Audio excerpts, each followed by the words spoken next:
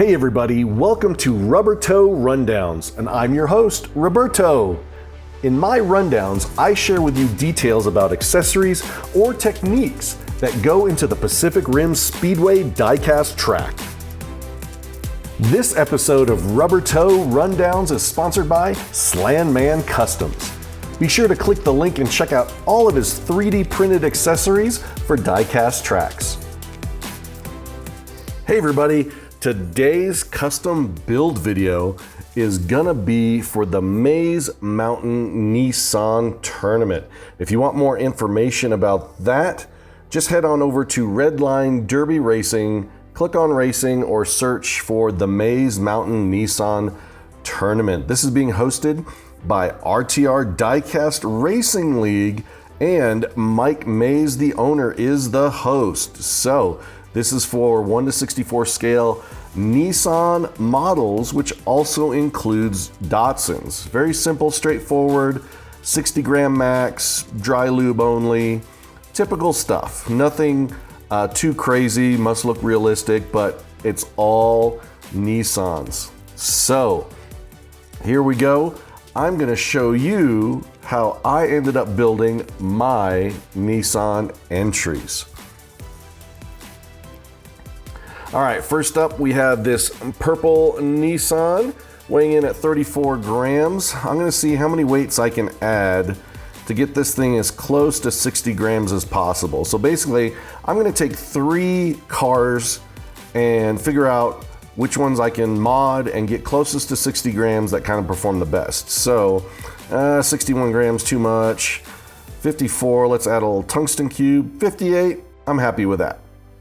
Then we have this yellow Nissan. Stock weight is 32 grams, adding a ½ ounce, another ½ ounce. Oh, 60, perfect. I'm liking that. Let's see if I add 2 1/4 ounces to see what that does.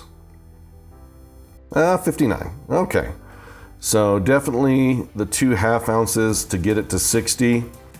That's what I'm liking. All right, and then this little white boxy Nissan. All right, 44 grams and 59 grams. Okay, so, all right, first up, I'm just gonna drill out all of the rivets, drill a pilot hole with a 5/64 inch drill bit. Now, did the purple one, now the yellow one, and I get the models mixed up, so I'm just gonna refer to them as color throughout this video and drill that right out. And if this is the first time you're watching, I put the link of everything I use in the video down in the description below.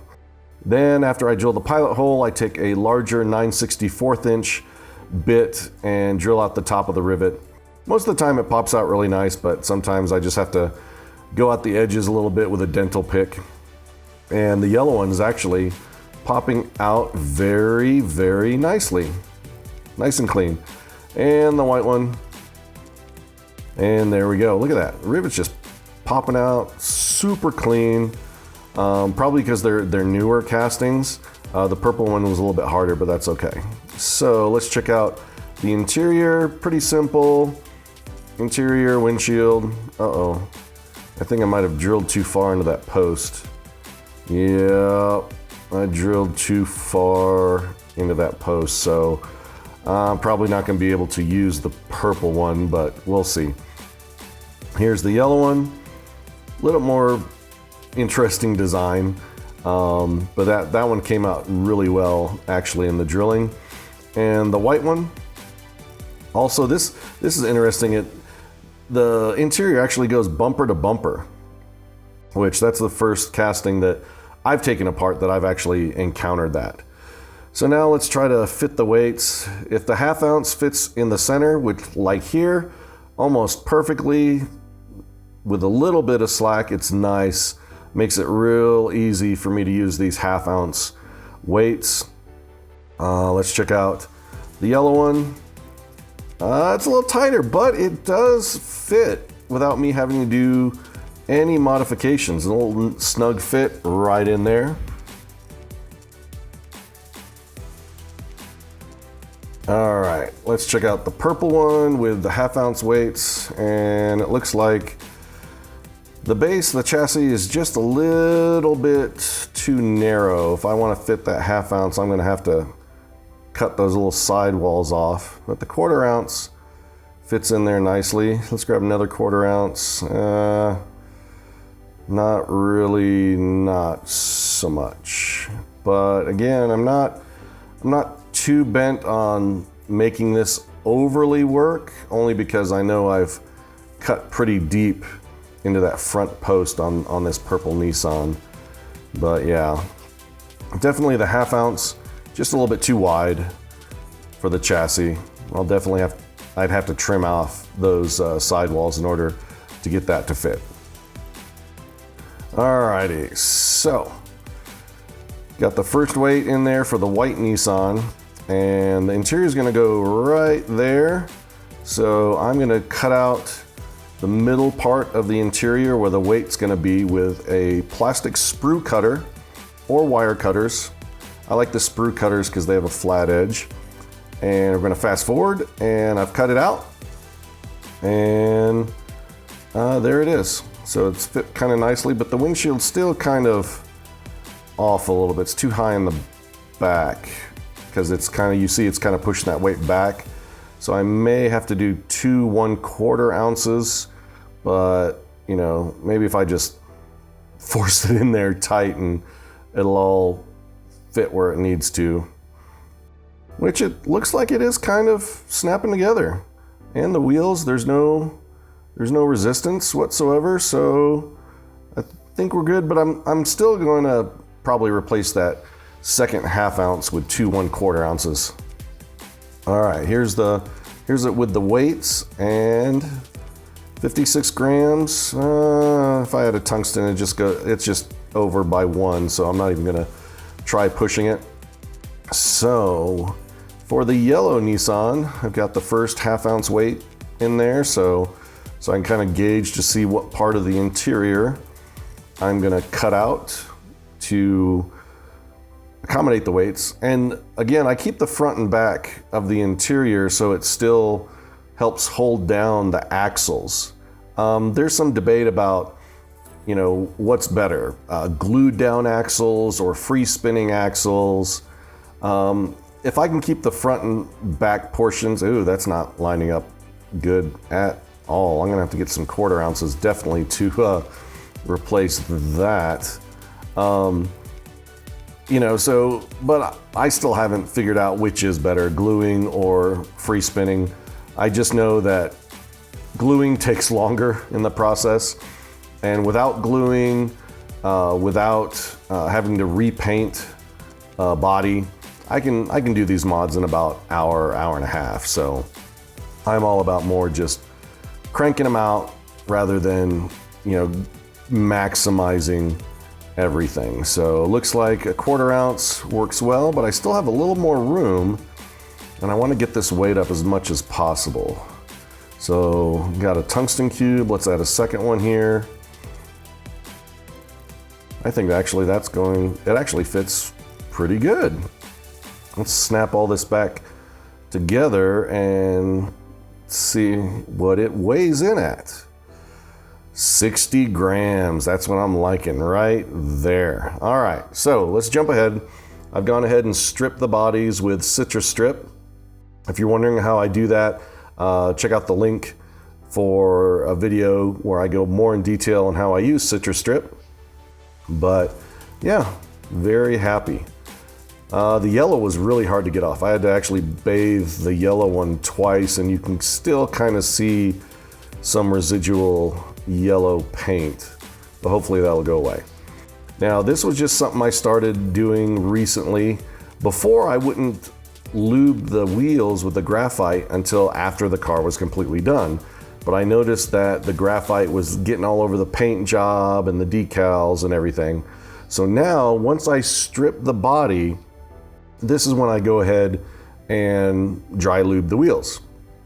I use a combination of Hobby Lube, which you can get on Amazon or Hobby Lobby, and Maximum Velocity.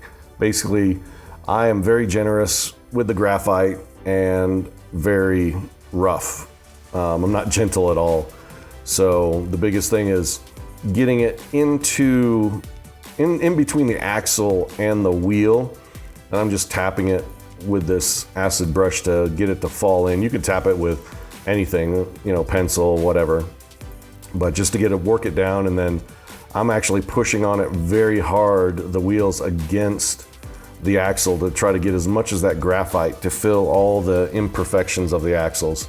Haven't tried polishing axles yet, just because, you know, it's just another step, and it actually involves removing the axles.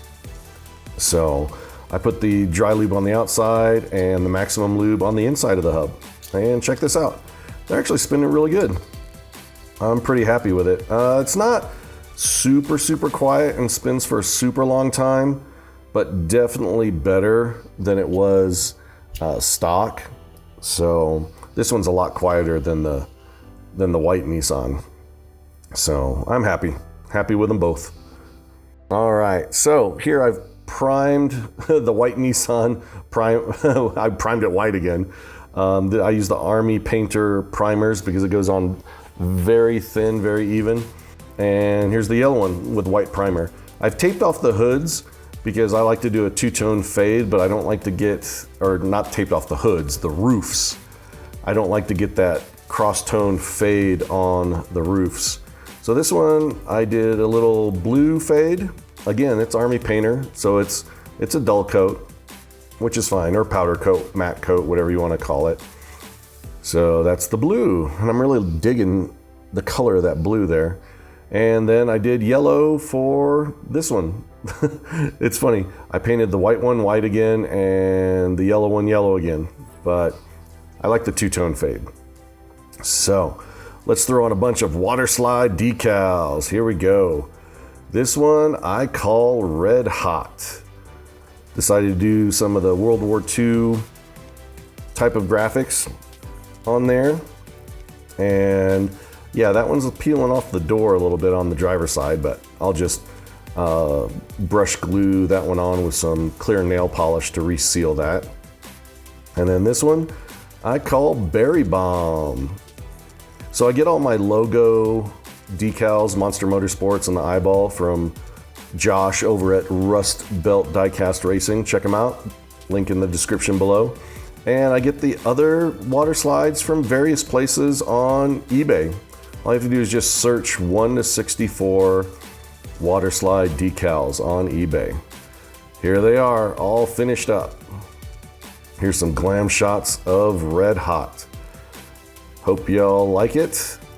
And this one is actually going to be driven by me, Rubber Toe, at the Nissan Tournament. And here is Berry Bomb, which will be driven by Piggy Too Little from Monster Motorsports, our newest rookie and upcoming driver. So hope you like them.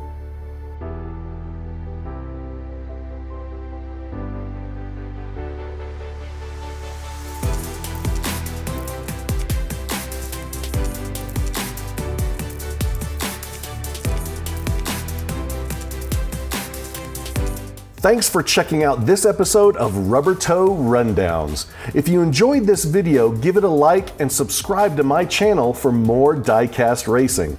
You can also join the Monster Motorsports Diecast Racing Facebook group. Until the next update, stay safe and keep your wheels on the road.